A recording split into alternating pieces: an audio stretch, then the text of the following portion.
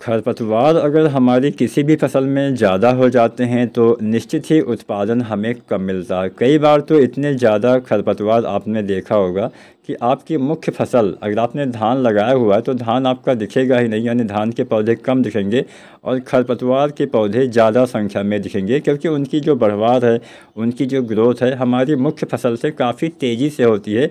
उनके पर उसमें अच्छे से मतलब एक ऐसा सिस्टम हो गया है कि वो काफ़ी जल्दी से बढ़ते हैं और थोड़ा सा भी आपने खाद पानी लगा दिया तो उनका विकास आपकी फसल से और ज़्यादा तेज़ होगा। तो आज हम जानेंगे धान की फसल में खरपतवार का नियंत्रण कैसे करें।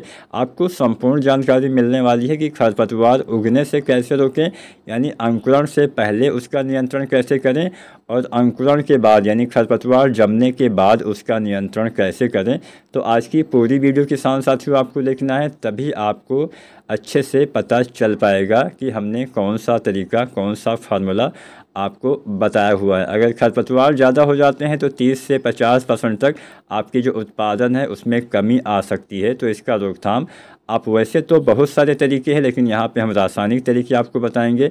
रासायनिक तरीके काफ़ी मतलब तरीके हैं, हाथ से भी आप निराई करके जो है खरपतवार का नियंत्रण कर सकते हैं। इसके अलावा बहुत सारे दूसरे भी तरीके होते हैं लेकिन वो उतना कारगर नहीं है, काफ़ी महंगे पड़ते हैं। तो हम रासायनिक नियंत्रण के बारे में बात करते हैं। सबसे पहले जानेंगे नियंत्रण कैसे करें जो खरपतवार अभी नहीं जमे हैं, यानी खरपतवार उगने से पहले उसका नियंत्रण कैसे करें। तो खरपतवार उगने से पहले जो आपको फार्मूला, यहाँ पे हम फार्मूले की बात करेंगे। इस फार्मूले की बहुत सारी कंपनियाँ जो हैं दवाइयाँ बनाती हैं, तो आप कोई भी अच्छी कंपनी का इस्तेमाल कर सकते हैं। तो यहाँ पे ध्यान क्या देना है कि खरपतवार उगने से रोकने वाली जो आपको दवा डालनी है, रोपाई से 72 घंटे के अंदर आपको प्रयोग करना है। यानी आज आपने रोपाई किया तो 3 दिन के अंदर ही इस दवाई, इस फार्मूले का इस्तेमाल आपको करना है।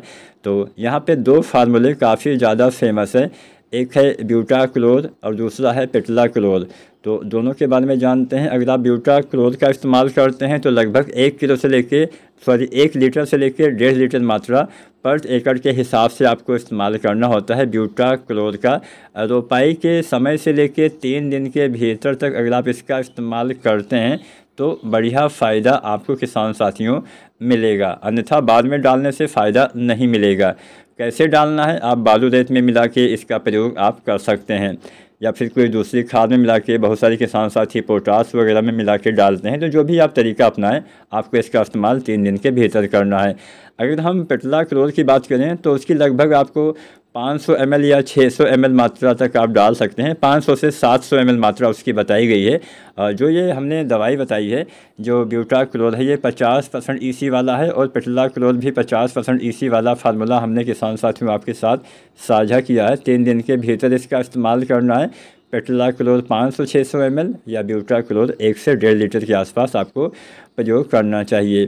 तो ये तो पहला तरीका हो गया कि खरपतवार को उगने से हम कैसे रोकें। मान लीजिए आप रोपाई कर चुके हैं, आपने इस फार्मूले का इस्तेमाल नहीं किया है और बाद में जब खरपतवार का जमाव होने लगता है तो आप ये दूसरा फार्मूला आप यूज कर सकते हैं। यानी खरपतवार उगने के बाद उसका नियंत्रण, अंकुरण के बाद उसका नियंत्रण कैसे करें, इस दूसरे फार्मूले में हमने ये बताया हुआ है।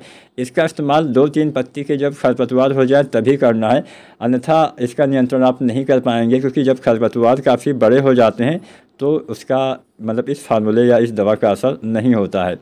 तो चलिए, ये फार्मूला है बिस्पायरीबैग सोडियम का।